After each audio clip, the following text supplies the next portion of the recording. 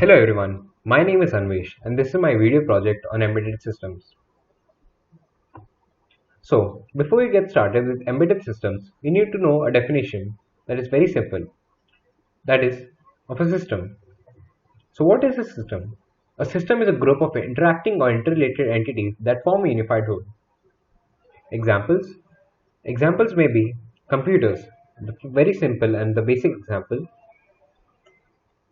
So, computer consists of many interrelated entities that form the computer itself. The optical disk drive, the base unit, the scanner, the mouse, the keyboard, the screen that or the monitor, the speakers, the webcam, and so on. Another example might be the organ systems in a human body.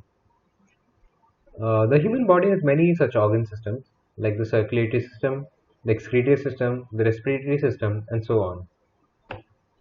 Now, what are embedded systems? An embedded system is a combination of computer hardware and software, either fixed in capability or programmable, designed for a specific function or functions within a larger system. Some examples: digital camera. They capture images, store images, and display the images back to the user. A digital alarm clock displays the time and rings at the time specified by the user. Now, Raspberry Pi. Raspberry Pi is an embedded Linux system which is highly programmable, and that is why it is popular and liked by many users. Now, the heating debate within the industry. Are mobile phones embedded systems or not? Early mobile phones were very limited in functionality and thus could be considered as embedded systems. Smartphones can be considered as a collection of embedded systems rather than a single embedded system. So, let me explain. The primitive mobile phones could only perform few tasks. They could make calls, play very few games which are already inbuilt, look at the time, and that was pretty much it. The smartphones, however, are programmable by the user. We can download infinite number of games. We can make calls. We can take photos, and so on. Coming to the components of an embedded system, the components of embedded system are the hardware, the software, and the real-time operating system. The hardware comprises of the power supply, processor, memory, timers, serial communication ports. The software, the application software is required to perform the series of tasks. An embedded system has software designed to keep in view of three constraints: availability of system memory, availability of processor speed, and the need to limit power dissipation when running the system continuously. The real-time operating system supervises the application software and provides a mechanism to let the processor run a process as per scheduling and do the switching from one process to another process.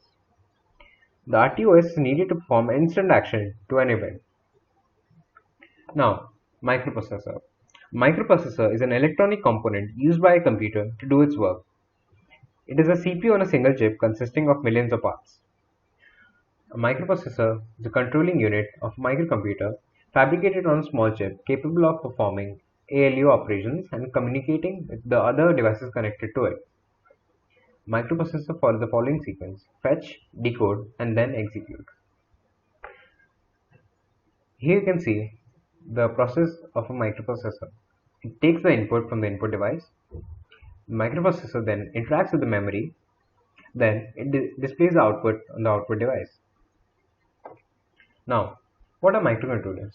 Microcontrollers are very similar in function to microprocessors. They are functional SoCs that are system on chips and contain a processor, memory, and have programmable input and output peripherals. Now, what is the difference between microprocessor and microcontroller? In microprocessors, the functional blocks are the arithmetical logical unit, registers, timing, and control units. The functional blocks of a microcontroller, however, in addition to the microprocessor functional blocks, are timer, parallel input, output, RAM, etc. Rapid movements of code and data between the external memory and microprocessor takes place in the microprocessor. However, in the microcontroller, rapid movement of code and data within the microcontroller itself takes place. The microprocessor is used for designing general purpose digital computer systems. Microcontrollers are used for designing application-specific dedicated systems. Now, how are the embedded systems classified? They classified into small-scale embedded systems, medium-scale embedded systems, and sophisticated embedded systems. Small-scale embedded systems are designed with a single 8-bit or 16-bit microcontroller. They have a tiny scaled hardware, software complexities, and involve board-level design. Sometimes they are even battery operated. Usually the C programming language is used to develop these systems. The C program compilation is done into the assembly and executable codes are then appropriately located in the system memory. Medium scale embedded systems. These systems are usually designed with a single or few 16-bit microcontrollers. Medium scale embedded systems. These systems are usually designed with a single or few 16-bit or 32-bit microcontrollers. They have hardware and software complexities. They are programmed using RTOS, source code, engineering tools, simulator, debugger, and IDEs. Now coming to sophisticated embedded systems. They have enormous hardware and software complexities. They are used for cutting-edge applications that require hardware and software co-design and integration in the final system. They are constrained by the processing speeds available in their hardware units.